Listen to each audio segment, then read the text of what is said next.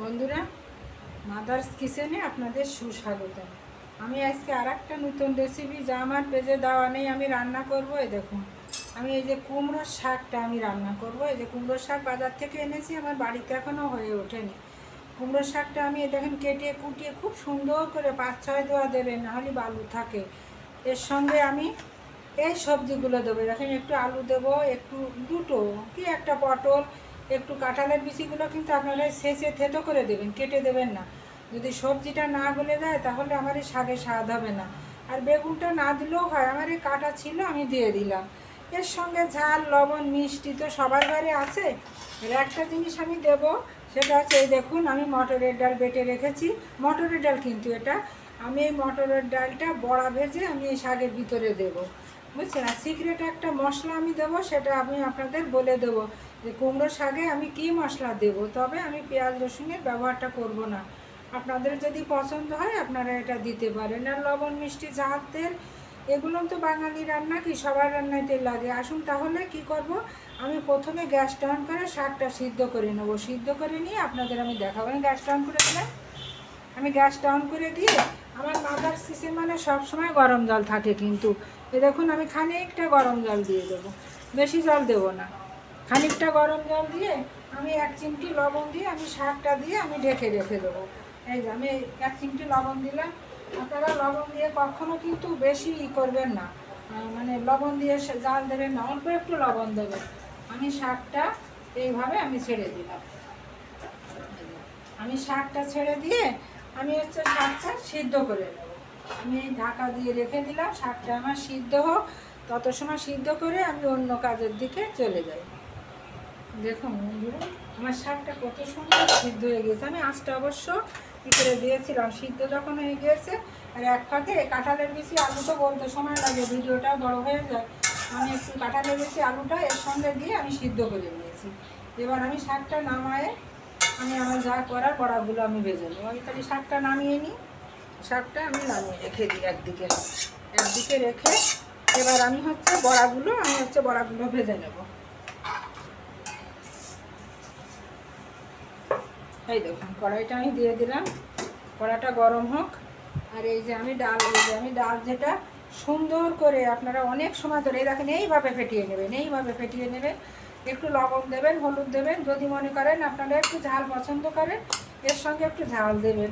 এই রান্নাটা অনেক পুরাতন, কত আগে যে কে করেছিল এই রান্নাটা, খেতে অসাধারণ লাগে বন্ধুরা।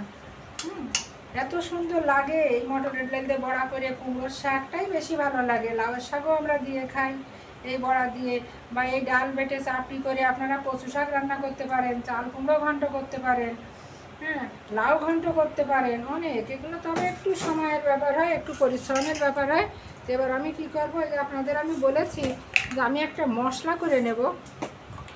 মশলাটা কি দেখেন, আমি মশলাটা করব। এই যে আমি 1 চিমটি, বেশি না, হালকা শুধু জিরের গুঁড়োও দেওয়া যাবে। একটুখানি জিরের গুঁড়ো দিলাম, জিরে দিলাম। আর এই দেখুন, আমি খানিকটা এই যে কালো জিরেটা আমি এই যে দিয়ে দিলাম। এবার এটা আমি এটা ভেজে তুলে নেব। আমি একটুখানি হালকা তাতে ভেজে নেব। আর ভেজে আমি কিসে গুঁড়ো করি সেটা আমি দেখাবো। পাটায় করবো না, ব্লেন্ডারেও করবো না, এটা আমি করবো। দেখুন, আমার এই যে একটা হেমান দিচ্ছে, আমার ছেলে কিনে এনে দিয়েছে, এটাতেই আমি করি। ভাজা যে মশলাগুলো সুন্দর, এই যেটা ভাজা হয়ে যাচ্ছে, তখন দেখবেন সুন্দর একটা গ্রাম বের হচ্ছে, তখন এটা নামিয়ে নেবেন। আর আপনারা জানেন কালো জিরের অনেক উপকারিতা, তারপরে ওর গ্রানটাও খুব সুন্দর লাগে, খিদে লাগে ওর গ্রানটায়। আমি এটা ভেজে নিলাম, পরে আমি গুঁড়ো করে দেবো। এবার আমি কি করব, মটরের ডালের যে বড়াগুলো ভাজবো, এবার আমি পর্যাপ্ত পরিমাণ তেলটা কড়াতে আমি দিয়ে দেবো। এই তেলেই আমার আবার রান্নাটাও হয়ে যাবে। একটু বেশি করে দিয়ে নিই তেল একবারে, দিয়ে আমি আঁচটা একটু চড়িয়ে দেবো, মিডিয়াম টু লো আছে আমি করবো। করে আমার মনে করেন এই যে অনেক সুন্দর করে কিন্তু ফেটিয়ে নেবেন, যাতে বড়াটা বেশ রস ভরে ভিতরে। রসালো না হলে তো কথাই বলেন, আর রান্নাই বলেন, আর বড়াই বলেন, পিঠেই বলেন, কোনোটাই তো রস না বললে ভালো লাগে না বন্ধুরা, তাই না? রসেই তো দুনিয়া, তা রসেই দুনিয়া। তা আমার এই বড়াগুলো সুন্দর করে আমি ফেটিয়ে দিলাম। হ্যাঁ, সবাই হয়তো, কারোর হয়তো ভালো লাগবে না আমার রান্নাটা, হয়তো কারোর ভালো লাগবে।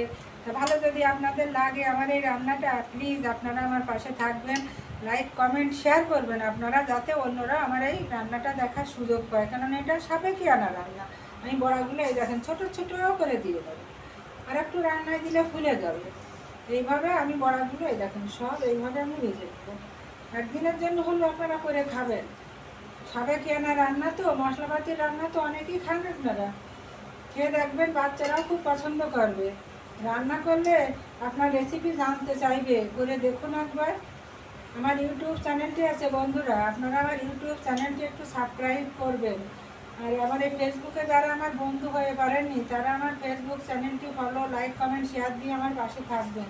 তাহলে এইভাবে আমি বড়াগুলো আমি ভেজে নিই।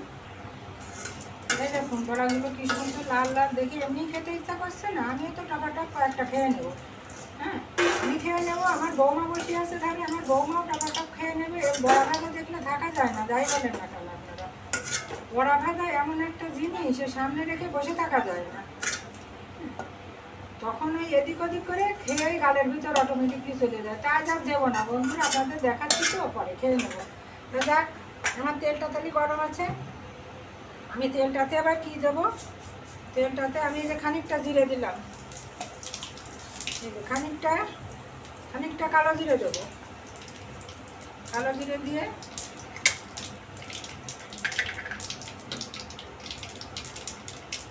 দেখুন সুন্দর একটা ফ্লেভার আসছে, কত সুন্দর মশলার। এবার আমি কাঁচামরিচ দেবো, কিন্তু শুকনো মরিচ না, যে যেমন খাবেন সে সেইভাবে ঝালগুলো আপনারা দেবেন।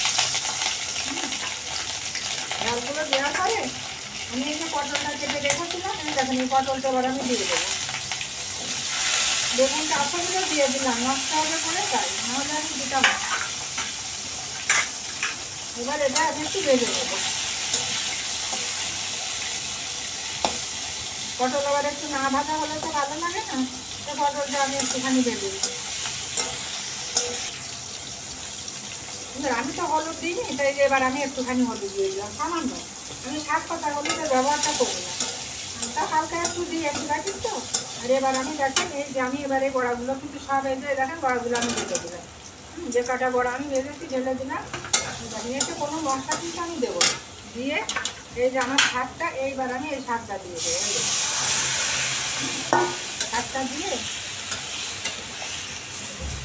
শাকটা দিয়ে আমি নেড়ে চেড়ে খানিকক্ষণ আমার লবণ মিষ্টি যেমন আমার পরিমাণ মতো লাগবে, আপনাদেরও পরিমাণ মতন দিয়ে এই বড়াগুলো না আমার একটু রস ভরতে লাগবে। বলেছি না, রসে ভরা দুনিয়া, বড়ায় রস না বললে ভালো লাগবে না। তাই এই বড়ায় আমার এবার রসটা ভরতে লাগুক, তত সময় আমি বাঙালিয়ানাদের রেসিপিতে একটু বিটুলি লাগে, ওইটা আমি জোগাড় করে নিয়ে আসি।